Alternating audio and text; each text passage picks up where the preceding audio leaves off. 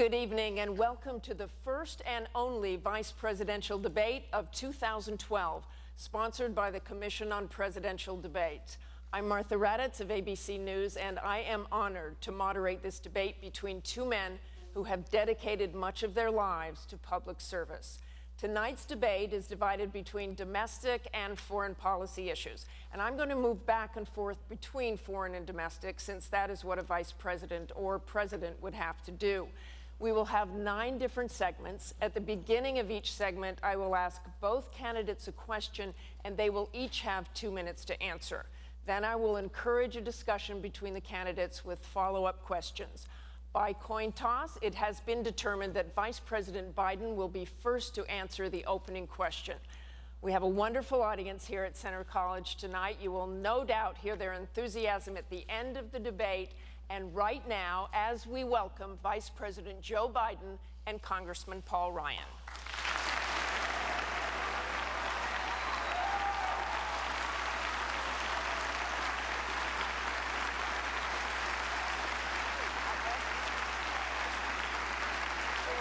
Very nice to see you. How are you doing?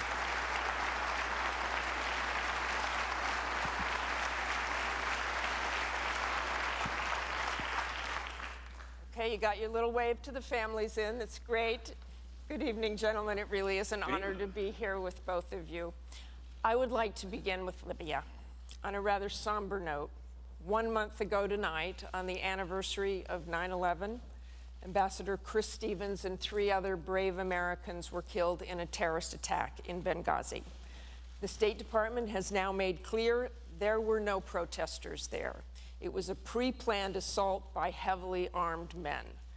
Wasn't this a massive intelligence failure, Vice President Biden? What it was a tragedy, Martha. Chris Stevens was one of our best. We lost 3 other brave Americans, and I can make absolutely 2 commitments to you and all the American people tonight. One, we will find and bring to justice the men who did this. And secondly, we will get to the bottom of it, and wherever the facts lead us, wherever they lead us, we will make clear to the American public, because whatever mistakes are made will not be made again. When you're looking at a president, Martha, it seems to me that you should take a look at his most important responsibility. That's caring for the national security of the country. And the best way to do that is take a look at how he's handled the issues of the day. On Iraq, the president said he would end the war. Governor Romney said that was a tragic mistake. We should have left 30,000. He ended it. Governor Romney said that was a tragic mistake. We should have left 30,000 troops there. With regard to Afghanistan, he said he will end the war in 2014. Governor Romney said we should not set a date, number 1, and number 2, with regard to 2014, it depends. When it came to Osama bin Laden, the president, the first day in office, I was sitting with him in the Oval Office. He called in the CIA and signed an order saying my highest priority is to get bin Laden. Prior to the election, prior to him being sworn in, Governor Romney was asked the question about how he would proceed. He said, I wouldn't move heaven and earth to get bin Laden. He didn't understand it was more than about taking a murderer off the battlefield. It was about restoring America's heart and letting terrorists around the world know, if you do harm to America, we will track you to the gates of hell if need be. And lastly, the President of the United States has led with a steady hand and clear vision. Governor Romney, the opposite. The last thing we need now is another war. Congressman Ryan. We mourn the loss of these 4 Americans who were murdered. When you take a look at what has happened just in the last few weeks, they sent the UN ambassador out to say that this was because of a protest and a YouTube video. It took the president 2 weeks to acknowledge that this was a terrorist attack. He went to the UN, and in his speech at the UN, he said 6 times he talked about the YouTube video.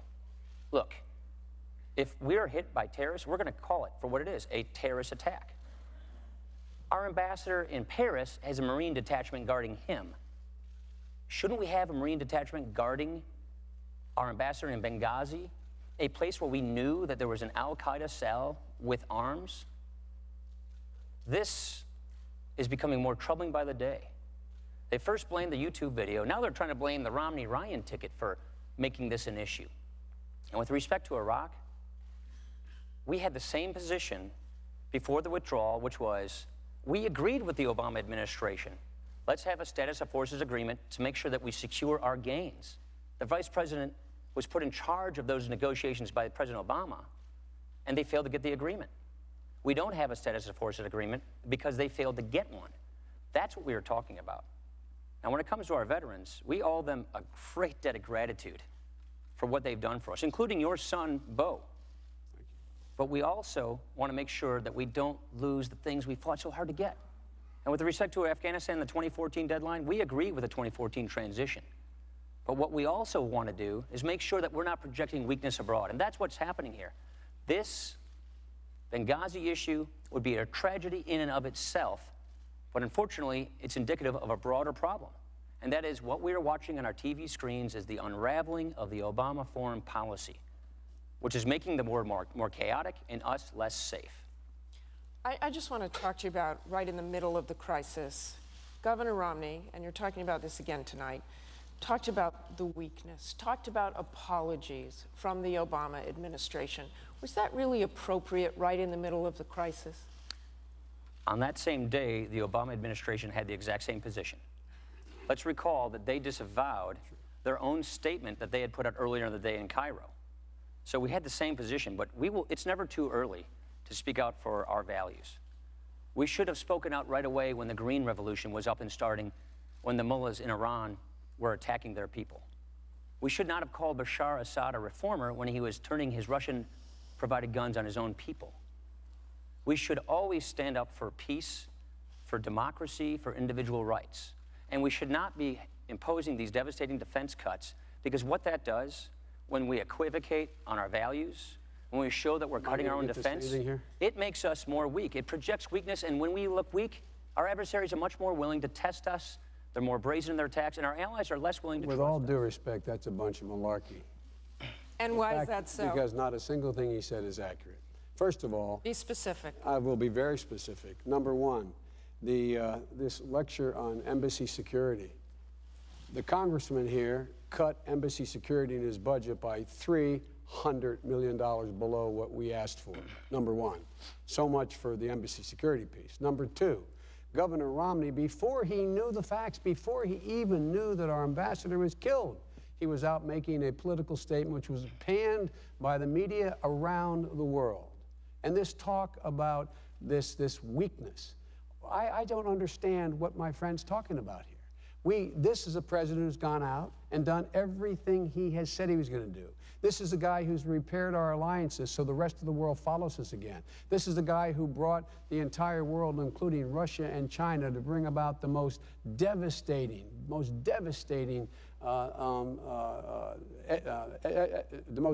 efforts on Iran to make sure that they, in fact, stop with their... Look, I mean, these guys bet against America all the time. Can we talk about... Let me go back to sure. Libya.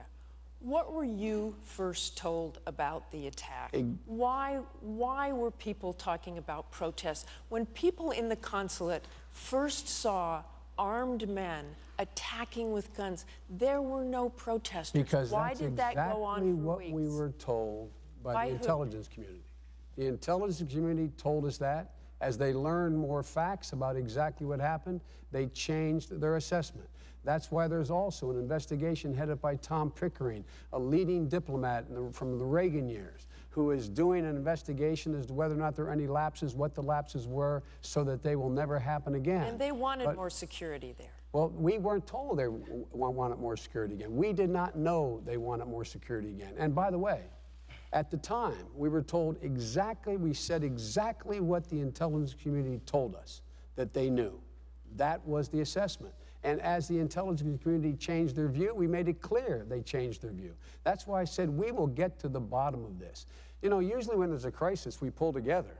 We pull together as a nation. But as I said, even before we knew what happened to the ambassador, the governor was holding a press conference. That's not presidential leadership.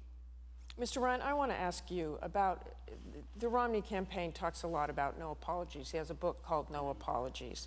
Should the U.S. have apologized for Americans burning Qurans in Afghanistan? Should the U.S. apologize for U.S. Marines urinating on Taliban corpses? Oh, gosh, yes. Urinating on Taliban corpses. What we should not apologize Burning Qurans immediately. What we should not be apologizing for are standing up for our values.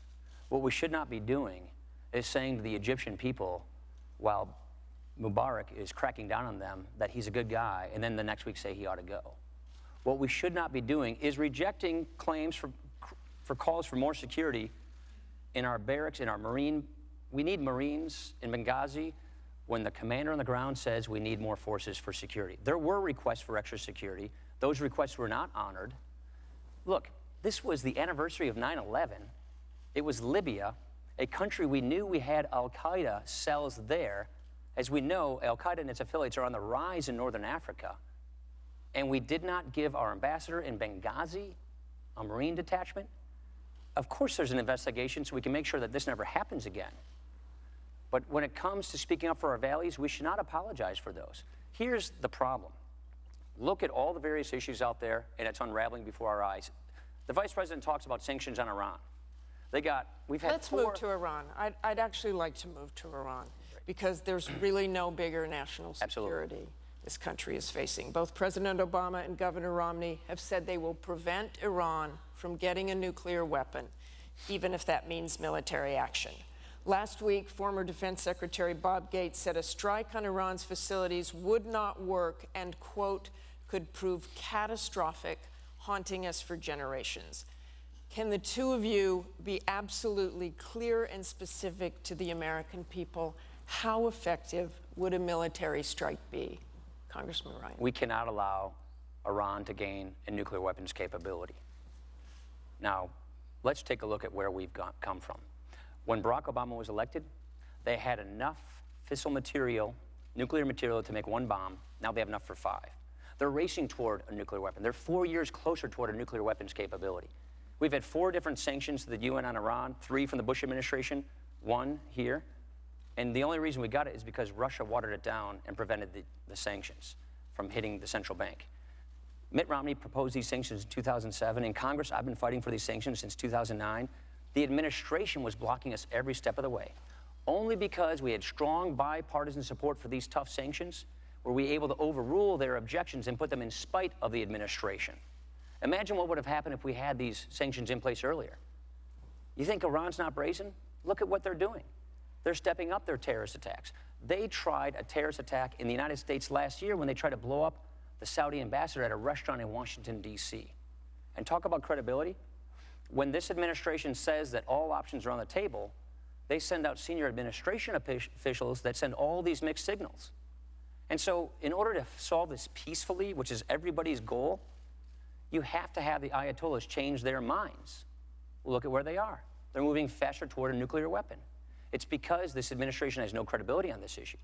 It's because this administration watered down sanctions, delayed sanctions, tried to stop us from putting the tough sanctions in place. Now we have them in place because of Congress. They say the military option's on the table, but it's not being viewed as credible. And the key is to do this peacefully, is to make sure that we have credibility. Under a Romney administration, we will have credibility on this issue. Vice President Biden. It's incredible. Look, imagine had we let the Republican Congress work out the sanctions. You think there's any possibility the entire world would have joined us? Russia and China, all of our allies. These are the most crippling sanctions in the history of sanctions, period, period. When Governor Romney's asked about it, he said, we got to keep these sanctions. When you say, well, you're talking about doing more, what you're going to go to war? Is that what you want to do now? We want to prevent war. The interesting thing is how they're going to prevent war. How are they going to prevent war if they say there's nothing more that they say we should do than what we've already done, number one. And number two, with regard to the ability of the United States to take action militarily, it is not in my purview to talk about classified information, but we feel quite confident we could deal a serious blow to the Iranians. But number two, the Iranians are, the Israelis and the United States, our military and intelligence communities are absolutely the same exact place in terms of how close the Iranians are to getting a nuclear weapon. They are a good way away. There is no difference between our view and theirs. When my friend talks about fissile material, they have to take this highly enriched uranium, get it from 20% up then they have to be able to have something to put it in. There is no weapon that the Iranians have at this point. Both the Israelis and we know will know if they start the process of building a weapon. So all this bluster I keep hearing, all this loose talk, what are they talking about? Are you talking about to be more credible? What more can the president do? Stand before the United Nations, tell the whole world, directly communicate to the Ayatollah, we will not let them acquire a nuclear weapon, period, unless he's talking about going to war. Martha, let's look at this from the view of the Ayatollahs. What do they see? They see this administration trying to water down sanctions in Congress for over 2 years. They're moving faster toward a nuclear weapon. They're spinning the centrifuges faster. They see us saying when we come into the administration, when they're sworn in, we need more space with our ally Israel. They see President Obama in New York City the same day Bibi Netanyahu is, and he's, instead of meeting with him, goes on a daily talk show. They see when we say that these options are on the table, the Secretary of Defense walked them back. They are not changing their mind. That's what we have to do, is change their mind so they stop pursuing nuclear weapons, and they're going faster. How do you do it so quickly? Look, you both saw Benjamin Netanyahu hold up that picture of a bomb with a red line and talking about the red line being in spring. So can you solve this? If the Romney-Ryan ticket is elected, can you solve this in 2 months before spring and avoid nuclear? We can debate the timeline. We can debate the timeline, whether it's that short a time or longer. I agree that it's probably longer. Number two, it's all about credibility. You don't agree with that bomb and what the Israelis might do. We both, Vice President I don't want to go into classified stuff, but we both agree that to do this peacefully, you got to get them to change their minds. They're not changing their minds. And look at what this administration does. What do you do Let me tell you what the Ayatollah sees. You have to have the Ayatollah sees his economy being crippled. The Ayatollah sees that there are 50% fewer exports of oil. He sees the currency going into the tank. He sees the economy going into free fall. And he sees the world for the first time totally united in opposition to him getting a nuclear weapon. Now, with regard to Bibi, who's been my friend for 39 years, the president has met with Bibi a dozen times. He's spoken to Bibi Netanyahu as much as he's spoken to anybody. The idea that we're not, I was in just before he went to the UN, I was in a conference call with the president, with him talking to Bibi for well over an hour in stark relief and detail about what was going on.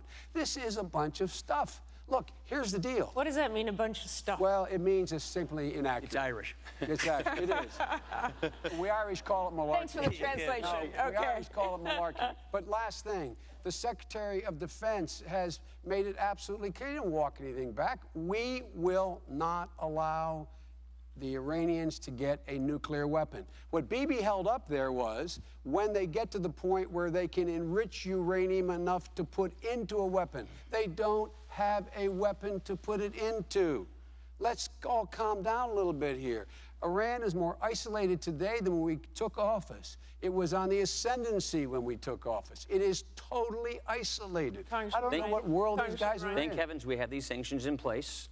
It's in spite of their opposition. Oh, God. They've given 20 waivers to this sanction.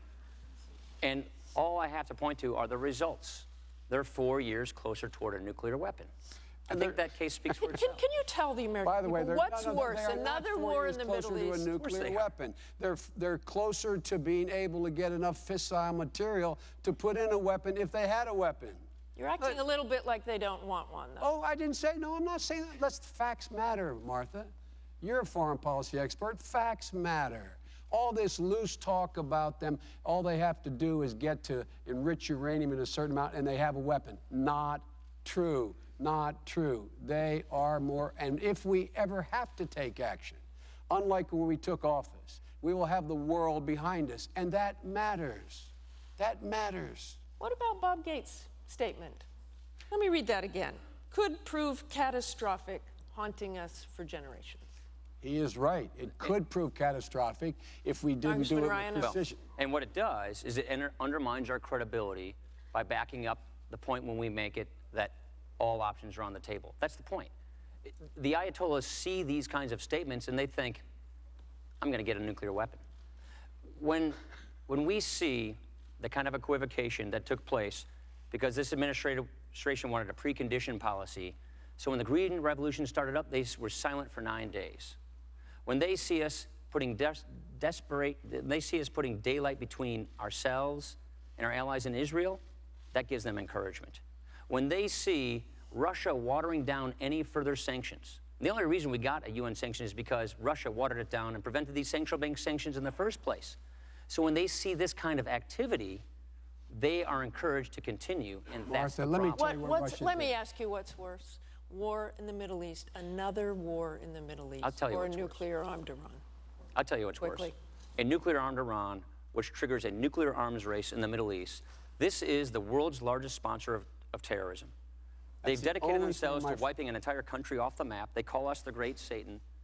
And if they get nuclear weapons, other people in the neighborhood will pursue their nuclear weapons as well. Vice President We Biden. can't live with that. War should always be the absolute last resort. That's why these crippling sanctions with Bibi Netanyahu says we should continue, which, if I'm not mistaken, Governor Romney says we should continue. If I may be mistaken, he changed his mind so often, I could be wrong. But the fact of the matter is, he says they're working. And the fact is that they are being crippled by them. And we've made it clear, big nations can't bluff. This president doesn't bluff. Gentlemen, I want to bring the conversation to a different kind of national security issue, the state of our economy. The #1 issue here at home is jobs. The percentage of unemployed just fell below 8% for the first time in 43 months. The Obama administration had projected that it would fall below 6% now after the addition of close to $1 trillion in stimulus money. So will both of you level with the American people? Can you get unemployment to under 6%, and how long will it take? I don't know how long it will take. We can and we will get it under 6%. Let's take a look at the facts. Let's look at where we were when we came to office. The economy was in free fall. We had the Great Recession hit. 9 million people lost their job. $1.6 trillion in wealth lost, in equity in your homes and retirement accounts for the middle class. We knew we had to act for the middle class. We immediately went out and rescued General Motors. We went ahead and made sure that we cut taxes for the middle class. And in addition to that, when that occurred, what did Romney do? Romney said, no, let Detroit go bankrupt. We moved in and helped people refinance their homes. Governor Romney said, no, let foreclosures hit the bottom. But it shouldn't be surprising for a guy who says 47% of the American people are unwilling to take responsibility for their own lives. My friend recently in a speech in Washington said 30% of the American people are takers. These people are my mom and dad, the people I grew up with, my neighbors. They pay more effective tax than Governor Romney pays in his federal income tax. They are elderly people who, in fact, are living off of Social Security. There are veterans and people fighting in Afghanistan right now who are, quote, not paying any taxes. I've had it up to here with this notion that 47%, it's about time they take some responsibility here. And instead of signing pledges to Grover Norquist not to ask the wealthiest among us to contribute to bring back the middle class, they should be signing a pledge saying to the middle class, we're going to level the playing field. We're going to give you a fair shot again. We are going to not repeat the mistakes we made in the past by having a different set of rules for Wall Street and Main Street, making sure that we continue to hemorrhage these tax cuts for the super wealthy. They're pushing the continuation of a tax cut that will give an additional $500 billion in tax cuts to 120,000 families. And they're holding hostage the middle-class tax cut because they say we won't continue the middle-class tax cut unless you give the tax cut for the super wealthy. It's about time they take some responsibility. Mr. Ryan. Joe and I are from similar towns. He's from Scranton, Pennsylvania. I'm from Janesville, Wisconsin. You know what the unemployment rate in Scranton is today? I sure do. It's 10%. Yeah. You know what it was the day you guys came in? 8.5%. Yeah. That's how it's going all around America. Look. You don't read the statistic. That's not how it's going. It's going down. This is his 2-minute answer, look. please. Did they come in and inherit a tough situation? Absolutely. But we're going in the wrong direction. Look at where we are. The economy is barely limping along. It's growing at 1.3%.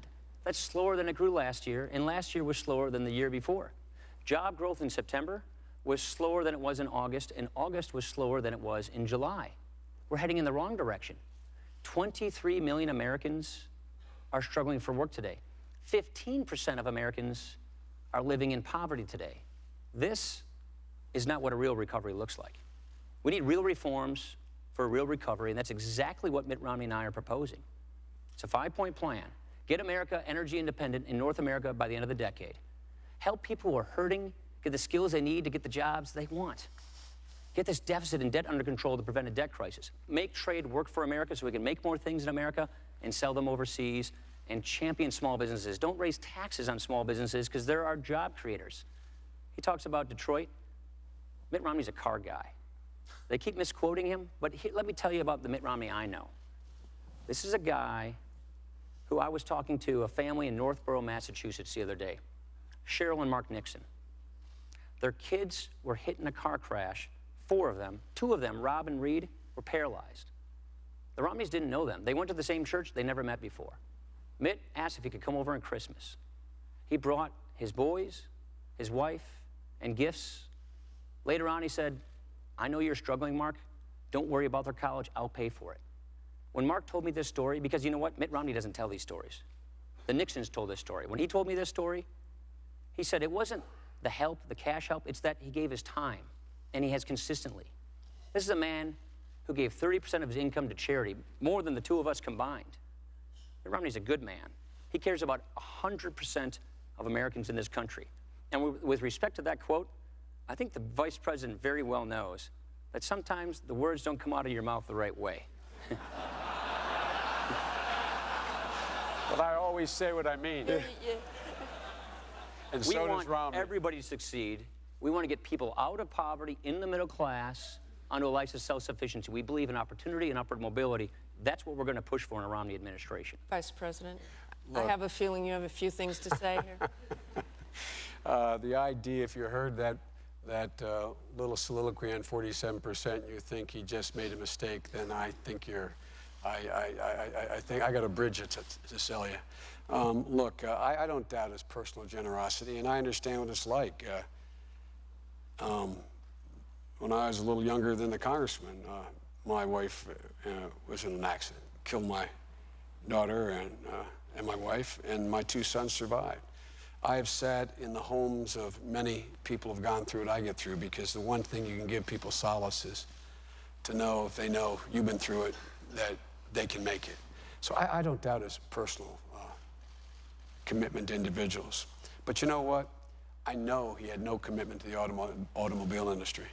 He said, let it go bankrupt, period. Let it drop out. All this talk, we saved 1 million jobs. 200,000 people are working today. And I've never met 2 guys who are more down on America across the board.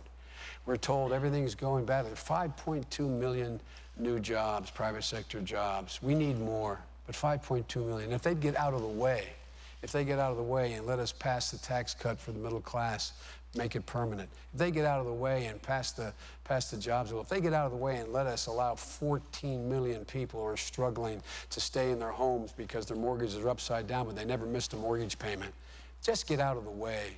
Stop talking about how you care about people. Show me something. Show me a policy.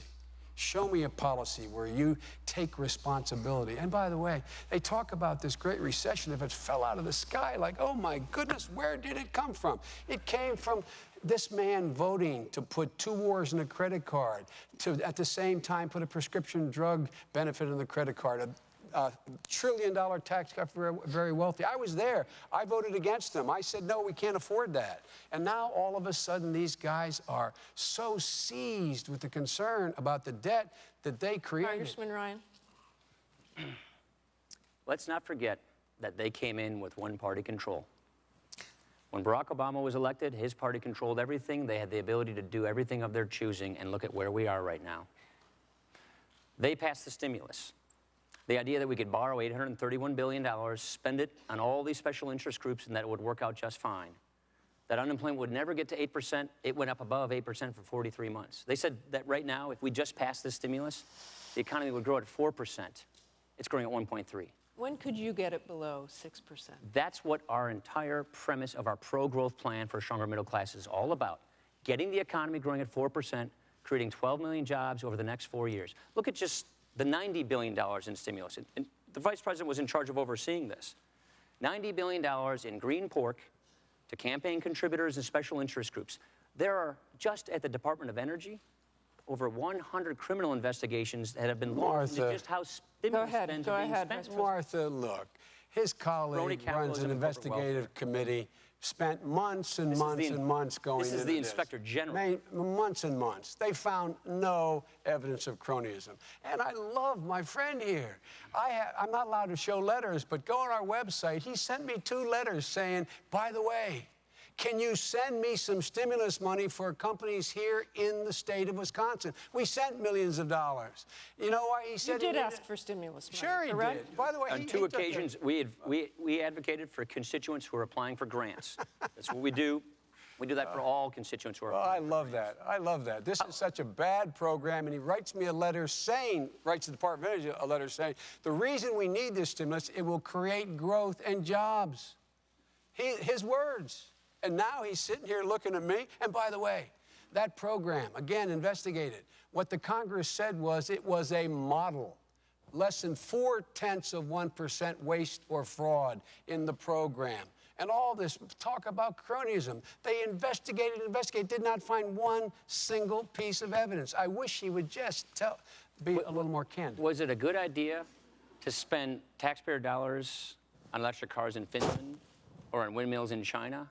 Look, was it a good idea to borrow all this money from countries like China and spend it on all these various different interest groups? Let me tell you, it was a good idea. It was a good idea. Moody's and others said that this was exactly what we needed. It stopped us from going off the cliff. It set the conditions to be able to grow again. We have, in fact, 4% of those green jobs didn't go under.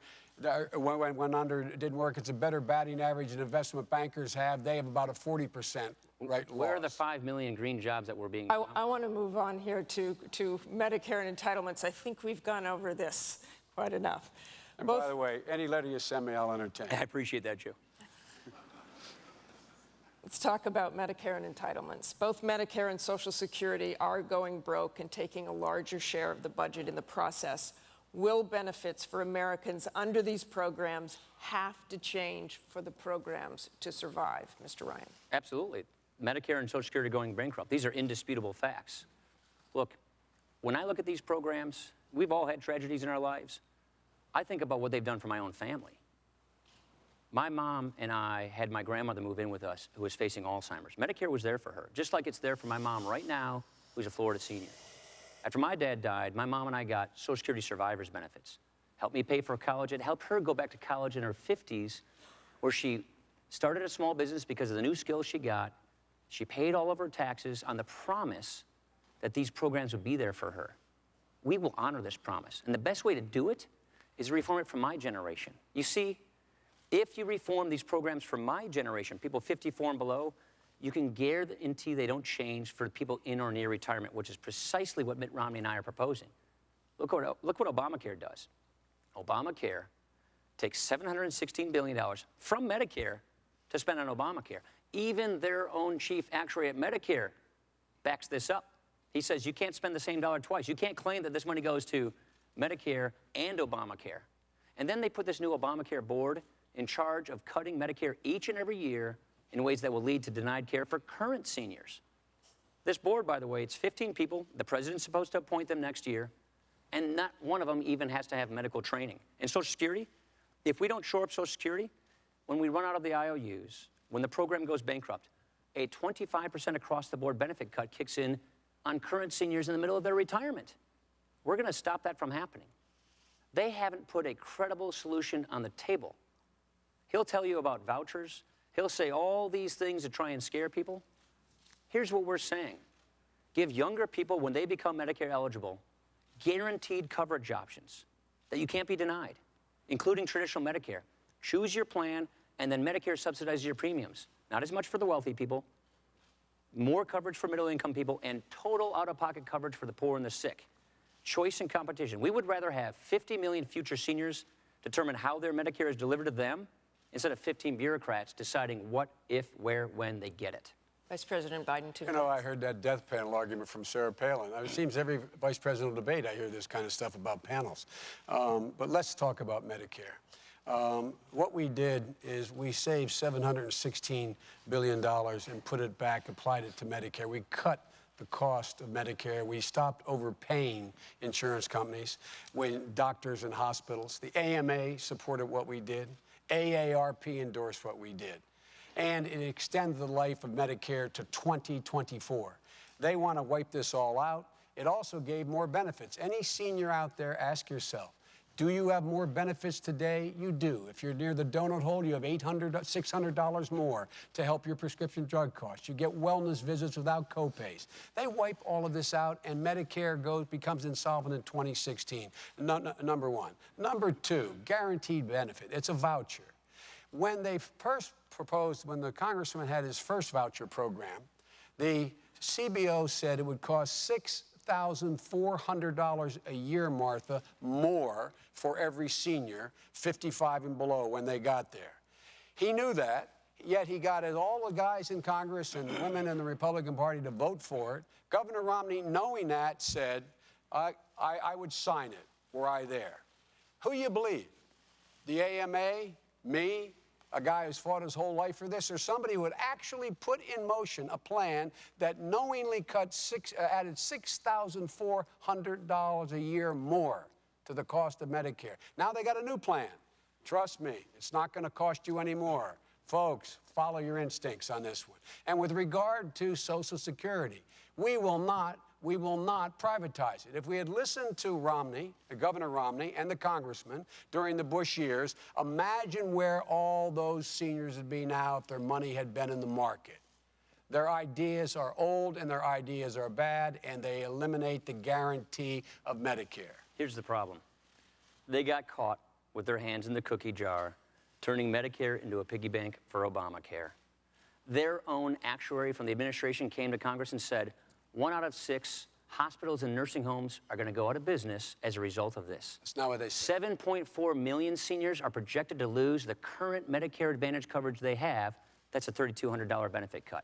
That didn't what we're happen. saying, more people signed these are up. from your own actuaries. More people signed up for Medicare Advantage after the change. What they're saying, nobody is. Mr. Vice President, I know, Mr. Vice President, I know you're under a lot of duress to make up for lost ground.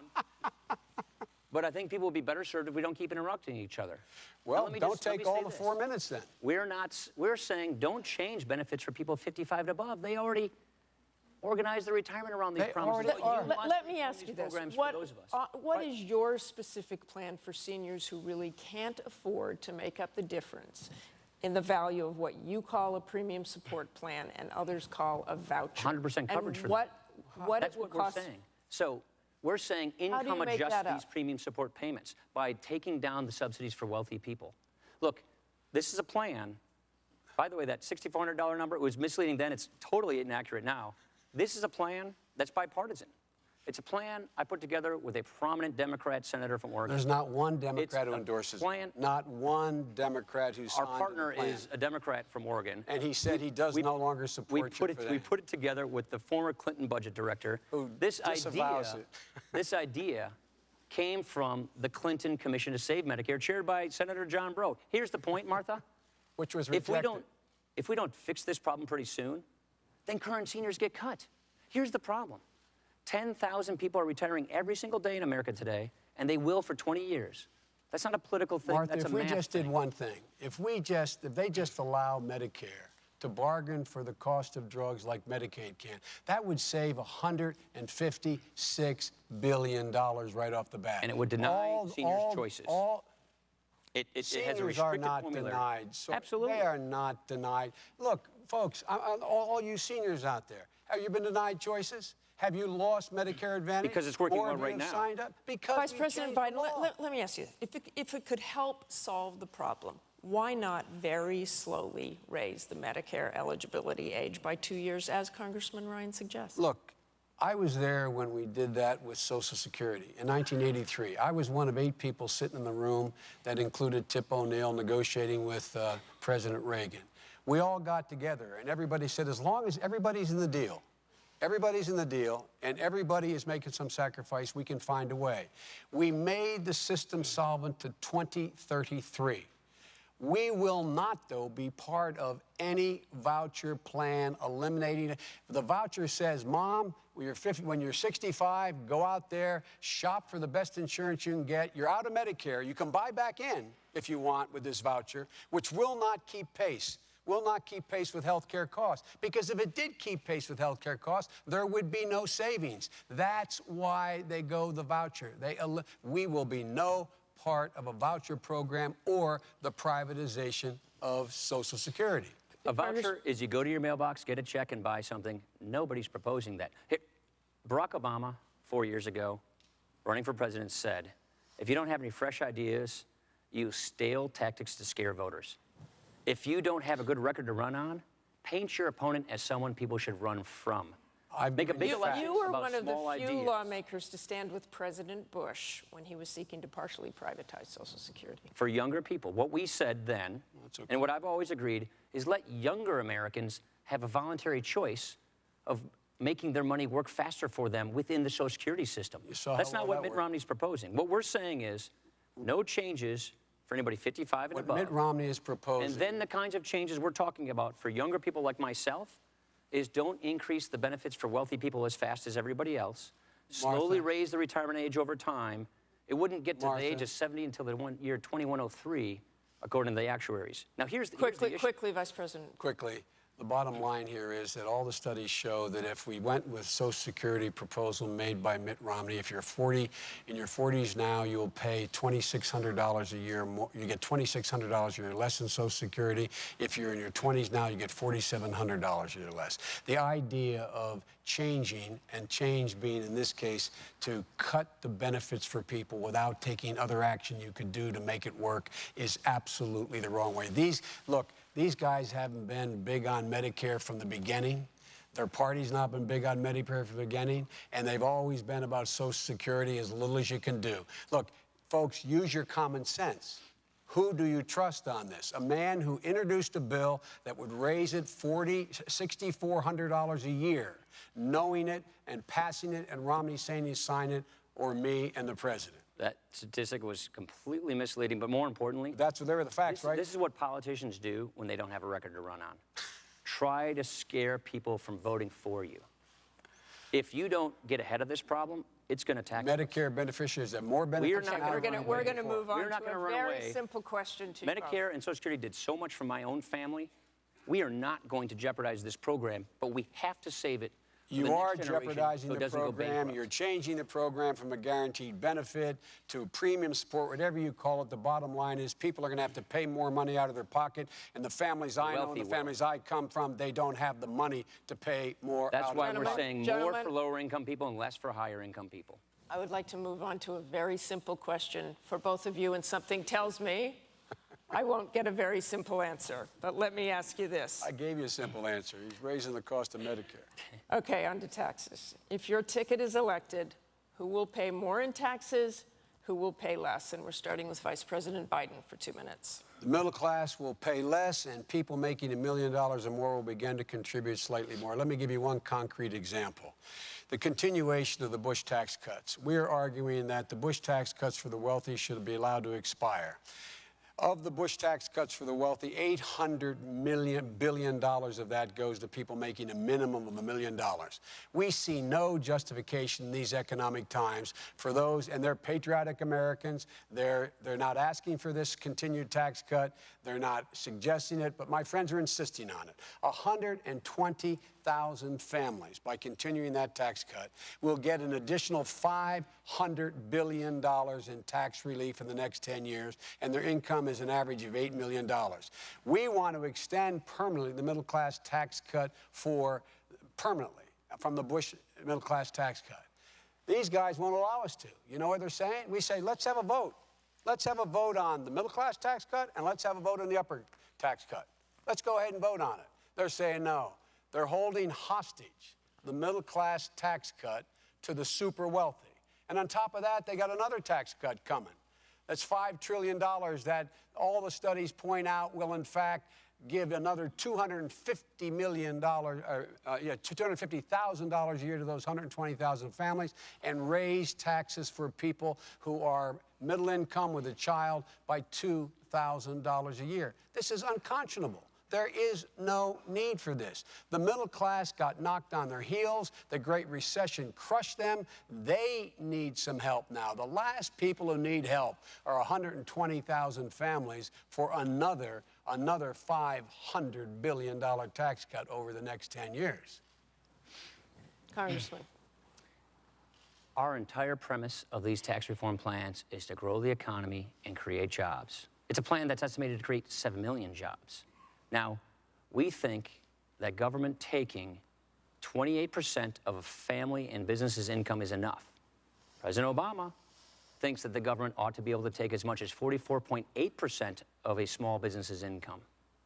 Look, if you taxed every person in successful small business making over $250,000 at 100%, it only run the government for 98 days. If everybody who paid income taxes last year, including successful small businesses, doubled their income taxes this year, we'd still have a $300 billion deficit. You see, there aren't enough rich people and small businesses to tax to pay for all their spending.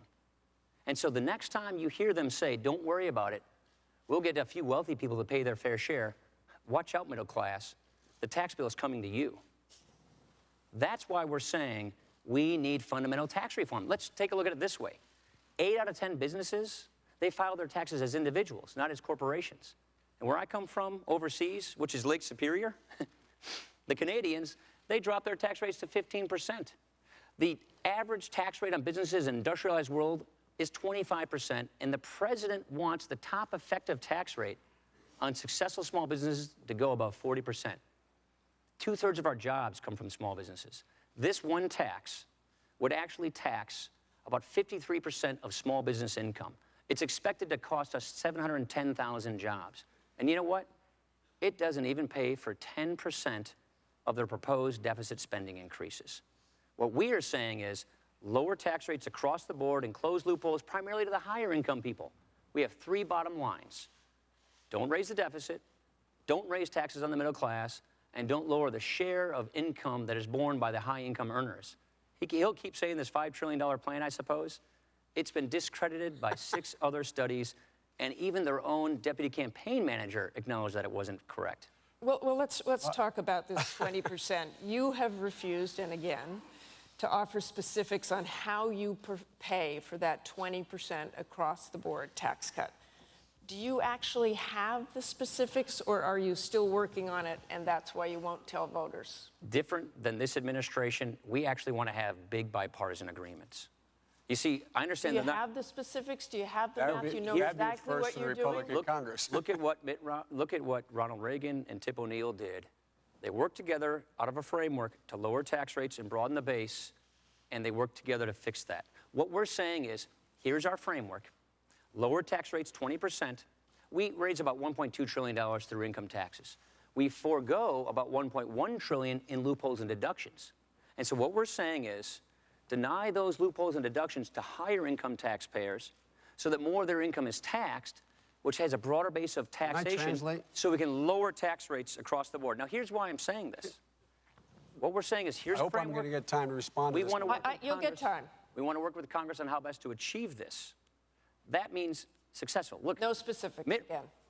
What we're saying is lower tax rates 20%, start with the wealthy, work with Congress to do it. And you guarantee this math will add up? Absolutely. 6 studies have guaranteed. 6 studies have verified that this math adds up. But Vice President Biden. Vice President Biden. Let me translate. Let me have a chance to translate. I'll come back in a second then, right? First of all, I was there when Ronald Reagan tax rates went. He gave specifics of what he was going to cut. No, number one, in terms of tax expenditures. Number two, 97% of the small businesses in America make less than $250,000. Let me tell you who some of those other small businesses are. Hedge funds that make $600–800 million a year. That's what they count as small businesses because they're pass-through. Let's look at how sincere they are. Governor Romney on 60 Minutes, I guess it was about 10 days ago, was asked, Governor, you pay 14% on $20 million. Someone making $50,000 pays more than that. Do you think that's fair? He said, oh, yes, that's fair. That's fair. And they're going to talk about, you think these guys are going to go out there and cut those loopholes? The biggest loophole they take advantage of is the carried interest loophole and capital gains loophole. They exempt that. Now, there's not enough. The reason why the AEI study, the American Enterprise Institute study, the Tax Policy Center study, the reason they all say taxes are going to go up in the middle class, the only way you can find $5 trillion in loopholes is cut the mortgage deduction for middle-class people, cut the health care deduction for middle-class people, take away their ability to get a tax break to send their kids to college. That's why they arrive. Is he wrong about that? He is wrong about that. You can cut tax rates by 20%. And still preserve these important preferences for middle-class taxpayers. Not mathematically possible. It is mathematically possible. It's been done before. It's precisely what we're proposing. It has never been done before. It's been done a couple of times, actually. It has never been Jack done Kennedy before. lowered tax rates, increased growth. Ronald Reagan. Now you're Jack Kennedy. Ronald Reagan. Republicans and Democrats have worked together on this. I understand you guys aren't used to doing bipartisan deals. But we've told each other what we're going to do. When we did it with Reagan, he said, here are the things we're going to cut. Framework. Let's work together to fill in the details. That's exactly. Fill in the details. That's how you get things done. You work with Congress. Look, let me say it this way. That's coming from the Republican Congress working bipartisanly. Mitt Romney. 7% rating. Mitt Romney was governor of Massachusetts, where 87% of the legislators he served with were Democrats. He didn't demonize them. He didn't demagogue them. He met with those party leaders every week. He reached across the aisle. He didn't compromise principles. And he found common ground, and he balanced the budget. If he did such a great job, he balanced the budget 4 times without raising taxes. Why isn't he even contesting Massachusetts? Vice President, what would you suggest beyond raising taxes on the wealthy that would substantially reduce the long-term deficit? Just let the taxes expire like they're supposed to on those millionaires. We can't afford $800 billion going to people making a minimum of $1 million. They do not need it, Martha. Those 120,000 families make $8 million a year. Middle-class people need the help. Why does my friend cut out the tuition tax credit for them? Why does he go after the child care? Can you declare anything off limits? Why do they do that? Can you declare anything off limits? Yeah, we're saying close loopholes on high-interest people. Home mortgage deduction. For higher-income people. Here. Can you guarantee that no one making less than $100,000 have a mortgage deduction impacted? This taxes a million small businesses. He keeps trying to make you think that it's just some movie star or hedge fund guy or 97% of the small businesses make less than $250,000 a year, would not be affected. You know it hits a million people. This taxes a million people? A million small businesses? Does it tax 97% of the American businesses? It taxes a million small businesses who are our greatest job creators. I wish I could get it. The greatest job creators. And you're going to increase the defense budget. And you're going to increase the defense budget. We're just not going to cut the defense budget like they're proposing. Increase it $2 billion. That's not accurate. More than that. So no massive. No, we're saying defense increase. Okay, you want to get into defense now? Yes, I do. So because that's another math question. Right. Okay. How do you do that? So they proposed a $478 billion cut to defense to begin with. Now we have another $500 billion cut to defense that's lurking on the horizon. They insisted upon that cut being involved in the debt negotiations. And so now we have a $1 trillion cut. Let's put the automatic defense cuts aside, okay? Let's put those aside. No one wants that. But I want to know how you do the math and have this increase in defense spending. $2 trillion. You don't cut defense by $1 trillion. That's what we're talking about. And what national security issues justify an increase?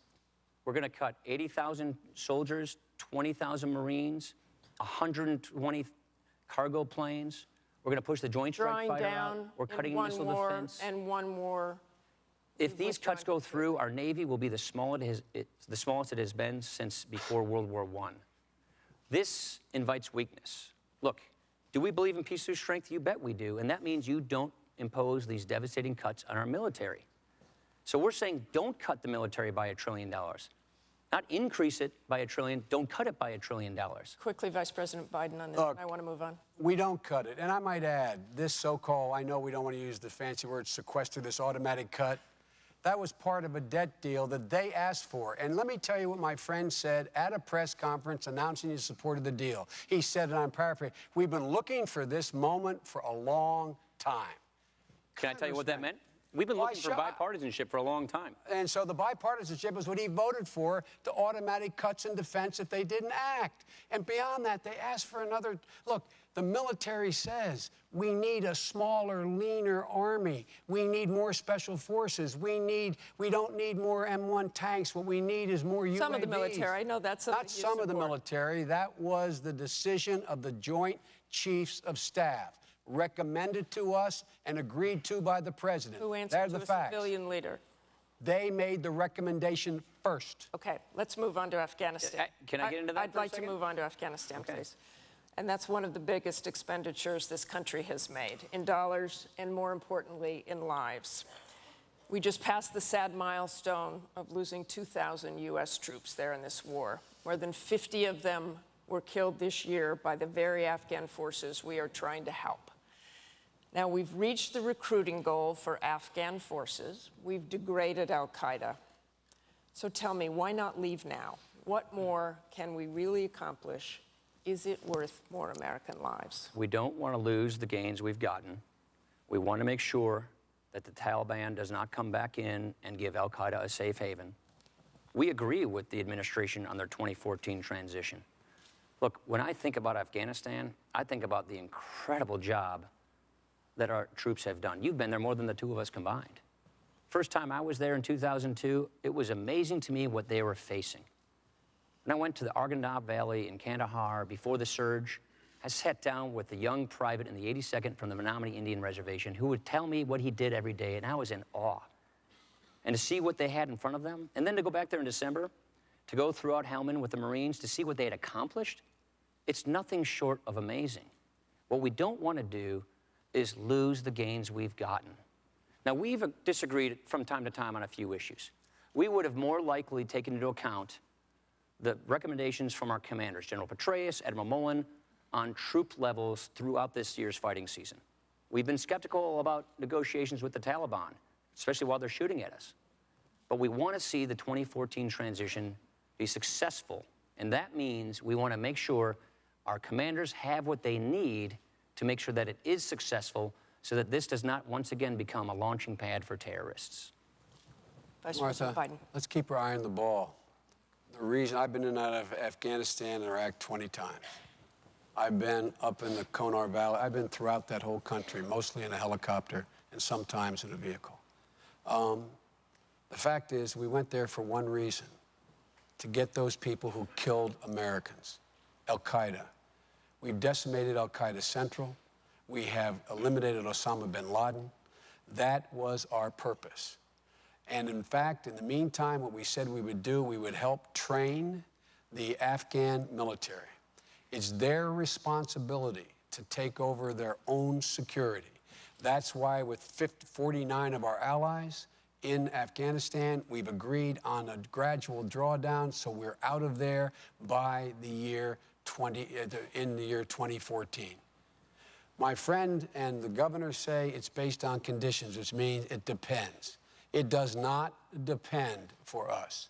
It is the responsibility of the Afghans to take care of their own security. We have trained over 315,000, mostly without incident.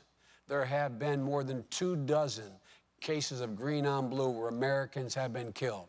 If the measures the military has taken do not take hold, we will not go on joint patrols. We will not train in the field. We'll only train in the Army bases that exist there.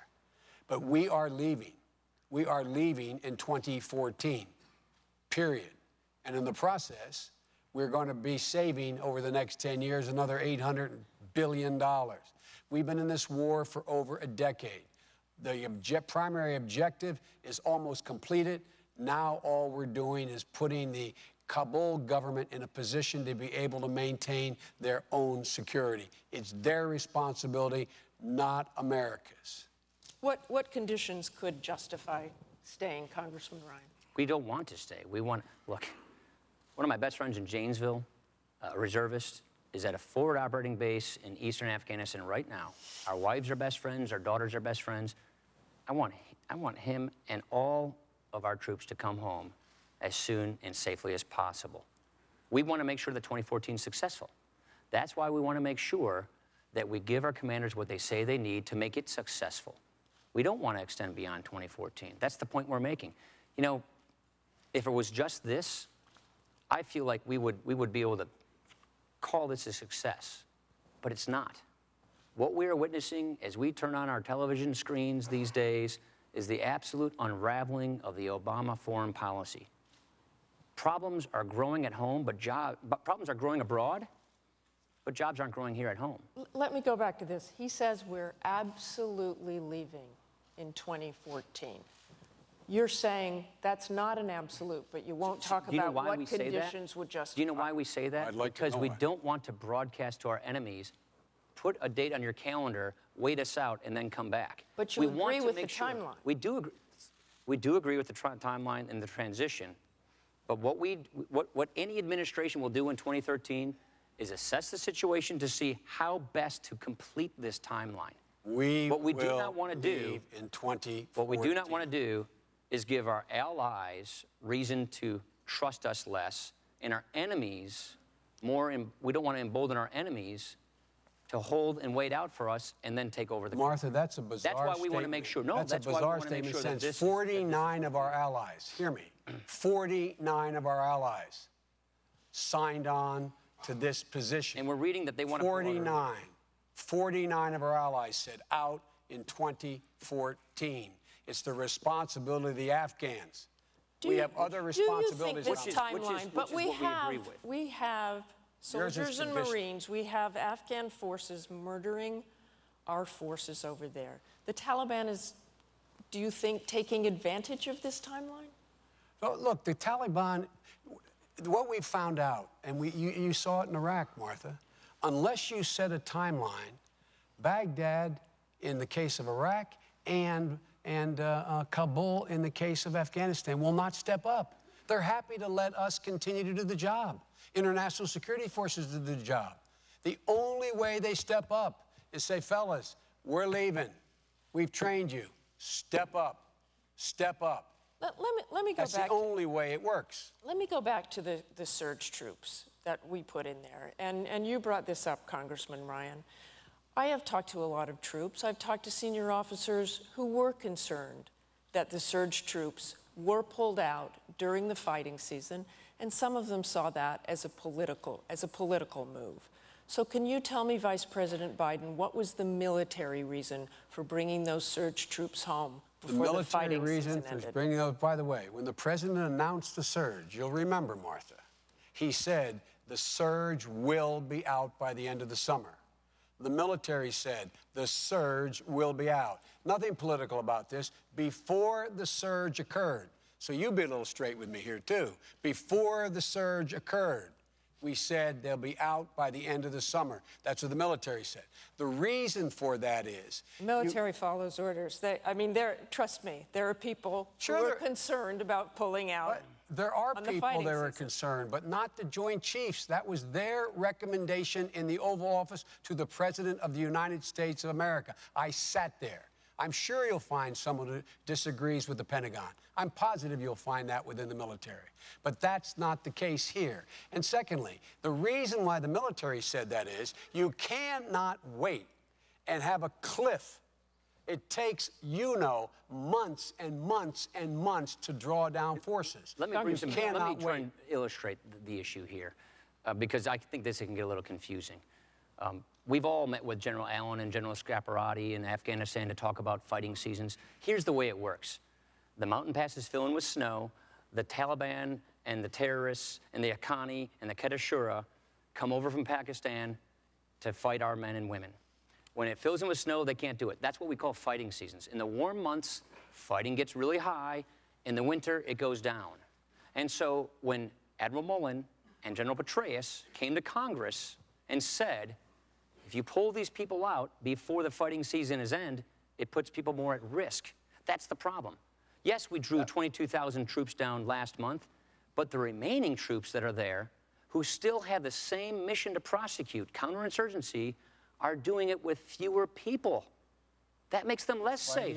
We're sending fewer people out in all these hotspots to do the same job that they were supposed to do a month ago. Because we but we took turned it 22,000 over- people out we turned for them to it do over it. to the Afghan troops we trained.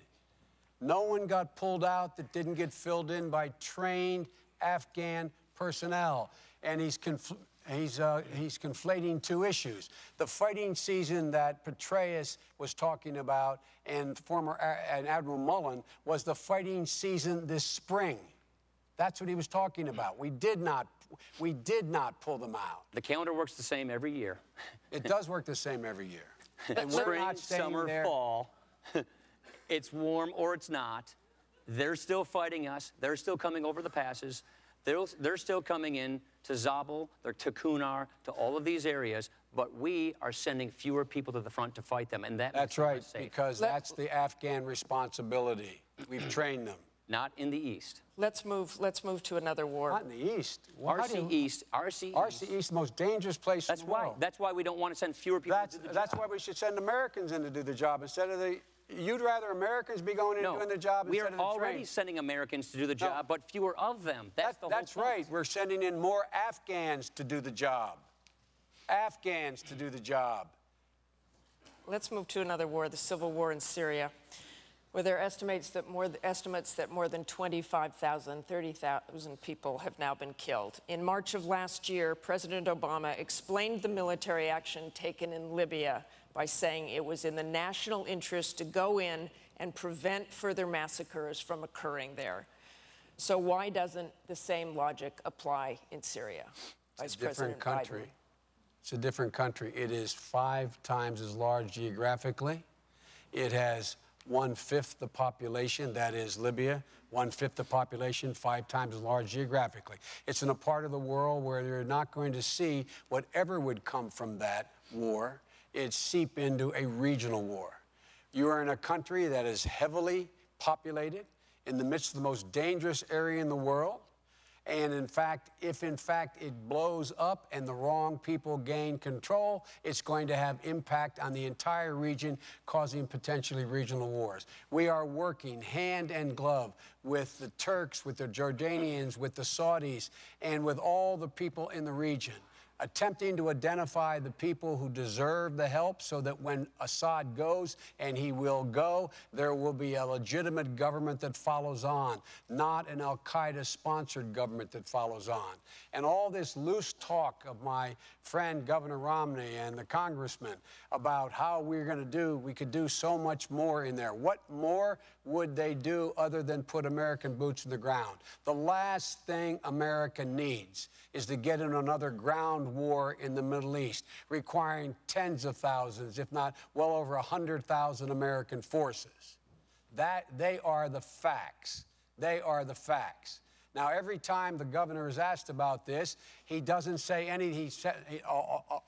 He goes up with a whole lot of verbiage, but when he gets pressed, he says, no, he would not do anything different than we are doing now. Are they proposing putting American troops in the ground? Putting American aircraft in the airspace? Is that what they're proposing? If they do, they should speak up and say so. But that's not what they're saying. We are doing it exactly like we need to do to identify those forces who, in fact, will provide for a stable government and not cause a regional Sunni-Shia war when Bashir Assad falls.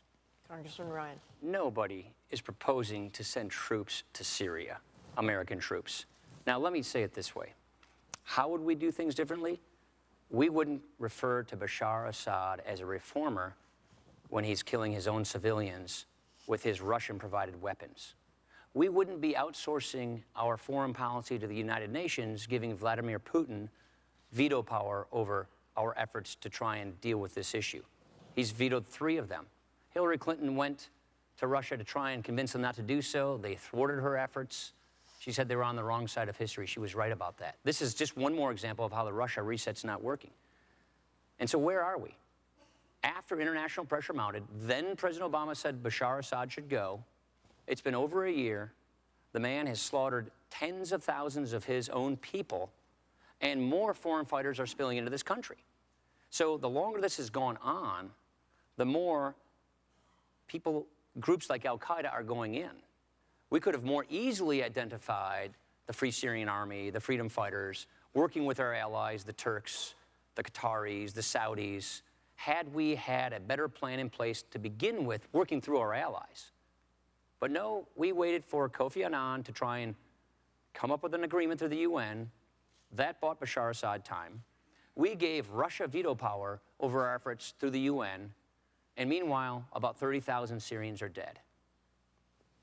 What would my friend do differently? If you notice, he never answers the question. No, we would not be going through the UN on all of these things. You don't go through the UN.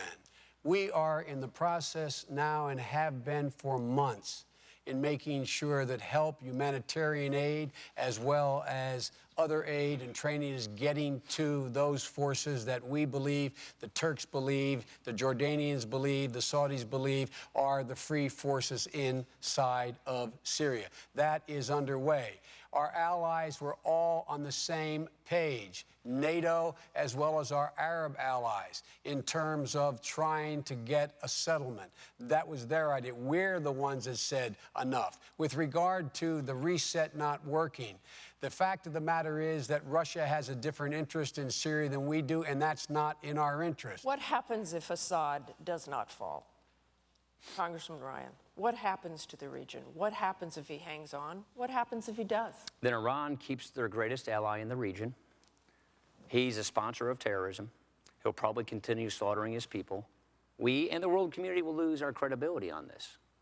Look, he mentioned the reset. So what would Romney Ryan do about that credibility? Well, we agree with the same red line, actually, they do on chemical weapons, but not putting American troops in other than to secure those chemical weapons. They're right about that. But what we should have done earlier is work with those freedom fighters, those dissidents in Syria. We should not have called Bashar Assad a reformer. And we should not have waited for Russia to give us the green light. We should not have waited for Russia to give us the green light at the UN to do something about it. They're still arming the man. Iran is flying flights over Iraq. And the opposition is being armed. To help Bashar Assad. And by the way, if we had the status of forces agreement that the vice president said he would bet his vice presidency on in Iraq, we probably would have been able to prevent that. But he failed to achieve that as well. Again, let me ask you quickly, what's your criteria for intervention? Yeah. in Syria? Worldwide. What is in the national interest of the American people? How about what is in the humanitarian national interests? security of the American people? It's got to be in the strategic national interests of our country. No humanitarian. Each situation will come up with its own set of circumstances, but putting American troops on the ground, that's got to be within the national security interest of the American people. I want to, we're That almost means out of things time like here. embargoes and sanctions and overflights. Those are things that don't put American troops on the ground. But if you're talking about putting American troops on the ground, only in our national security interests. I want to move on, and I want to return home for these last few questions. This debate is indeed historic. We have two Catholic candidates, first time on a stage such as this. And I would like to ask you both to tell me what role your religion has played in your own personal views on abortion. Please talk about how you came to that decision. Talk about how your religion played a part in that. And please, this is such an emotional issue for so many people in this country. Please talk personally about this, if you could. Congressman Ryan. I don't see how a person can separate their public life from their private life or from their faith. Our faith informs us in everything we do. My faith informs me about how to take care of the vulnerable, about how to make sure that people have a chance in life. Now, you want to ask basically why I'm pro-life? It's not simply because of my Catholic faith. That's a factor, of course. But it's also because of reason and science. You know, I think about 10.5 years ago, my wife Jana and I went to Mercy Hospital in Janesville, where I was born, for our 7-week ultrasound for our firstborn child. And we saw that heartbeat. Our little baby was in the shape of a bean. And to this day, we have nicknamed our firstborn child, Liza, Bean. Now, I believe that life begins at conception. That's why Those are the reasons why I'm pro-life. Now, I understand this is a difficult issue, and I respect people who don't agree with me on this, but the policy of a Romney administration will be to oppose abortion with the exceptions for rape, incest, and life of the mother. What troubles me more is how this administration has handled all of these issues. Look at what they're doing through Obamacare with respect to assaulting the religious liberties of this country. They're infringing upon our first freedom, the freedom of religion, by infringing on Catholic charities, Catholic churches, Catholic hospitals. Our church should not have to sue our federal government to maintain their religious liberties. And with respect to abortion, the Democratic Party used to say they want it to be safe, legal, and rare. Now, they support it without restriction and with taxpayer funding. Taxpayer funding in Obamacare, taxpayer funding with foreign aid. The vice president himself went to China and said that he sympathized or wouldn't second guess their one-child policy of forced abortions and sterilizations. That, to me, is pretty extreme. Vice President Biden. My religion defines who I am. And I've been a practicing Catholic my whole life. It has particularly informed my social doctrine. Catholic social doctrine talks about taking care of those who can't take care of themselves, people who need help. With regard to abortion, I accept my church's position on abortion as what we call de fide doctrine. Life begins at conception. That's the church's judgment. I accept it in my personal life. But I refuse to impose it on equally devout Christians and Muslims and Jews. And I just refuse to impose that on others, unlike my friend here, the congressman. I do not believe that we have a right to tell other people that women, they can't control their body. It's a decision between them and their doctor. In my view, in the Supreme Court, I'm not going to interfere with that. With regard to the assault on the Catholic Church, let me make it absolutely clear. No religious institution, Catholic or otherwise, including Catholic Social Services, Georgetown Hospital, Mercy Hospital, any hospital, none has to either refer for contraception, none has to pay for contraception, none has to be a vehicle to get contraception in any insurance policy they provide. That is a fact. That is a fact. Now, with regard to the way in which we differ, my friend says that well, I guess he accepts Governor Romney's position now, because in the past he has argued that there's rape, enforceable rape. He's argued that in the case of rape or incest, it would be a crime to engage in having an abortion. I just fundamentally disagree with my friend. Congressman Ryan. All I'm saying is if you believe that life begins at conception, that therefore doesn't change the definition of life. That's a principle. The policy of a Romney administration is to oppose abortion with exceptions for rape, incest, and life of the mother.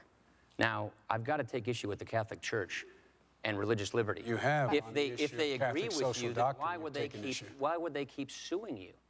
It's a distinction without a difference. I want to go back to the abortion question here.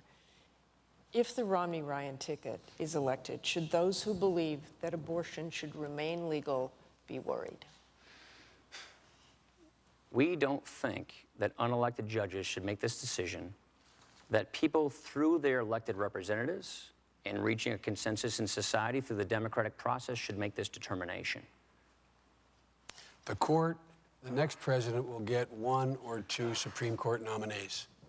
That's how close Roe v. Wade is. Just ask yourself, with Robert Bork being the chief advisor in the court for Mr. Romney, who do you think he's likely to appoint? Do you think he's likely to appoint someone like Scalia or someone else on the court far right that would outlaw abortion? I suspect that would happen. I guarantee you that will not happen. We picked 2 people. We picked people who are open-minded. They've been good justices. So keep an eye on the Supreme Court. Was there a litmus test on them? There was no litmus test. We picked people who had an open mind, did not come with an agenda. I'm going to move on to this closing question because we are running out of time. You certainly know, and you've said it here tonight, that the two of you respect our troops enormously. Your son has served, and perhaps someday your children will serve as well. I recently spoke to a highly decorated soldier who said that this presidential campaign has left him dismayed. He told me, quote, "The ads are so negative and they are all tearing down each other rather than building up the country." What would you say to that American hero about this campaign? And at the end of the day, are you ever embarrassed by the tone? Vice President Biden.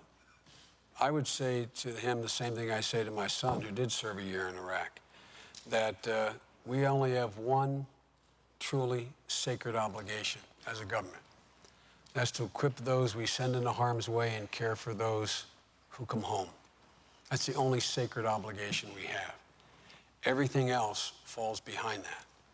I would also tell him that the fact that he, this decorated soldier you talked about, fought for his country, that should be honored.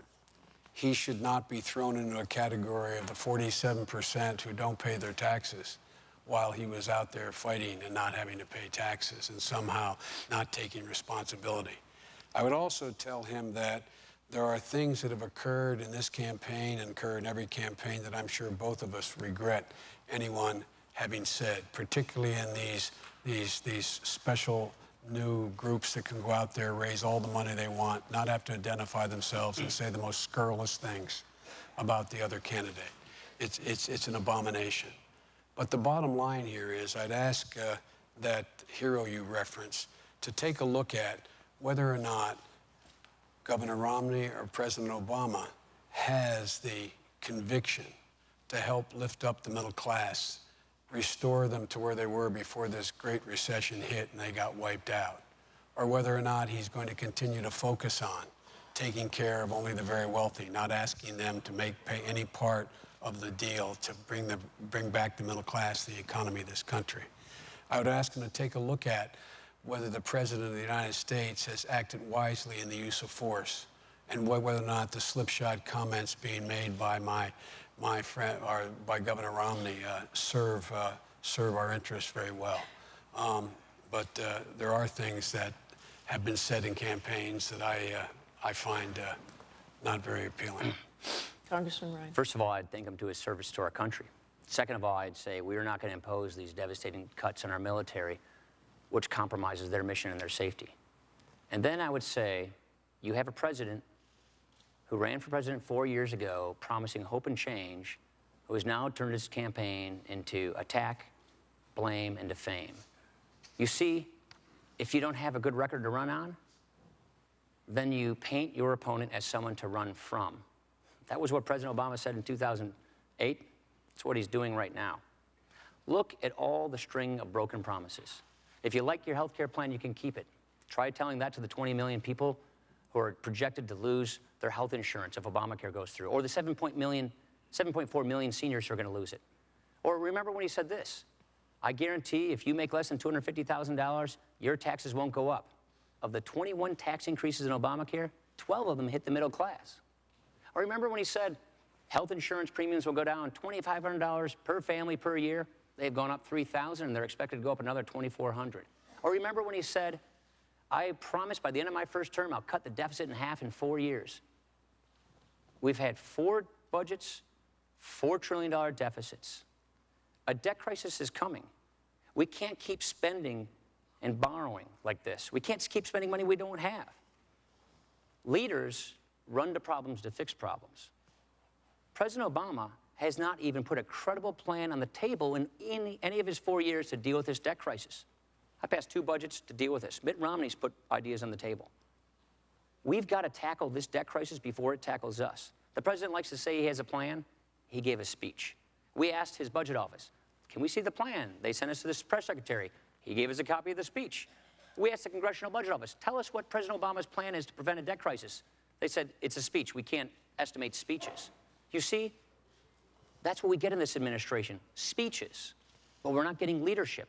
Mitt Romney is uniquely qualified to fix these problems. His lifetime of experience, his proven track record of bipartisanship, and what do we have from the president? He broke his big promise to bring people together to solve the country's biggest problems. And what I would tell him is we don't have to settle for this. We can do better than this. I hope I'll get equal time. You will get just a few minutes here, a few seconds, really.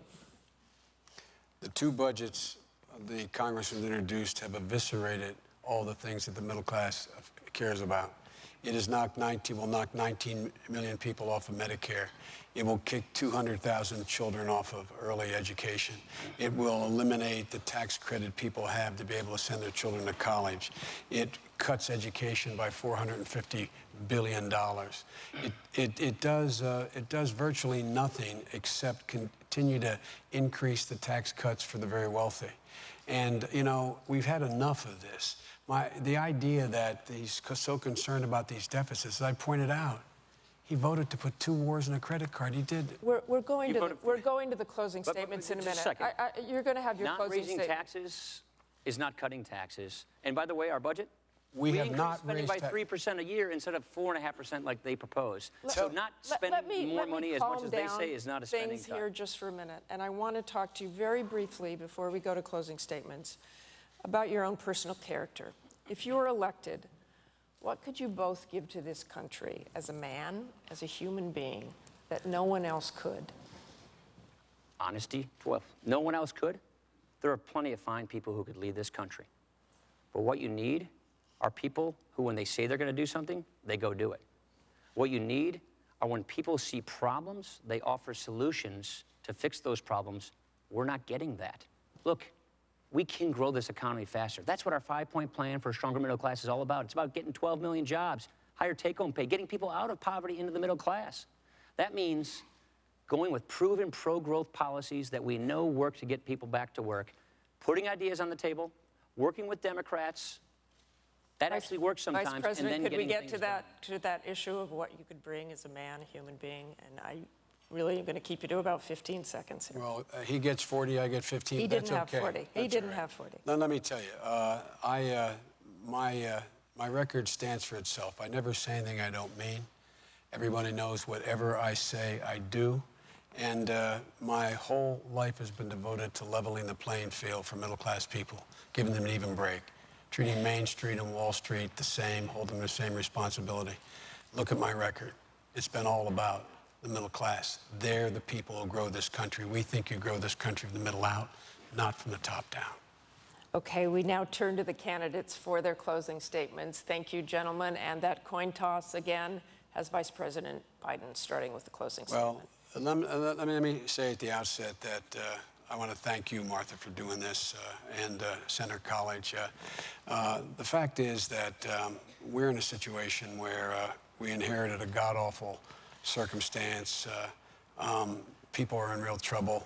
We acted to move to bring relief to the people who need the most help now. And in the process, we, in case you haven't noticed, we have strong disagreements, but you probably detected my frustration with their attitude about the American people. My friend says that 30% of the American people are takers. Romney points out 47% of the people won't take responsibility. He's talking about my mother and father. He's talking about the places I grew up in, my neighbors in Scranton and Claymont. He's talking about the people that built this country. All they're looking for, Martha, all they're looking for is an even shot. Whenever you give them a shot, they've done it. They've done it. Whenever you've leveled the playing field, they've been able to move. And they want a little bit of peace of mind. And the president and I are not going to rest until that playing field is leveled. They, in fact, have a clear shot, and they have peace of mind. Until they can turn to their kid and say with a degree of confidence, honey, it's going to be okay. It's going to be okay. That's what this is all about. Congressman Ryan. I want to thank you as well, Martha, Danville, Kentucky, Senator College, and I want to thank you, Joe. It's been an honor to engage in this critical debate. We face a very big choice. What kind of country are we going to be? What kind of country are we going to give our kids? President Obama, he had his chance. He made his choices. His economic agenda, more spending, more borrowing, higher taxes, a government takeover of health care, it's not working. It's failed to create the jobs we need. 23 million Americans are struggling for work today. 15% of Americans are in poverty. This is not what a real recovery looks like. You deserve better. Mitt Romney and I want to earn your support. We're offering real reforms for a real recovery for every American. Mitt Romney, his experience, his ideas, his solutions, is uniquely qualified to get this job done. At a time when we have a jobs crisis in America, wouldn't it be nice to have a job creator in the White House? The choice is clear.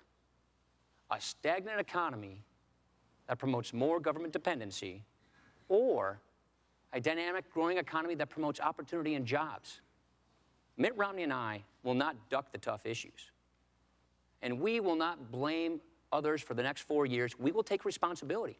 And we will not try to replace our founding principles. We will reapply our founding principles. The choice is clear, and the choice rests with you. And we ask you for your vote. Thank you. And thank you both again. Thank you very much. This concludes the vice presidential debate. Please tune in next Tuesday for the second presidential debate at Hofstra University in New York. I'm Martha Raddatz of ABC News. I do hope all of you go to the polls. Have a good evening.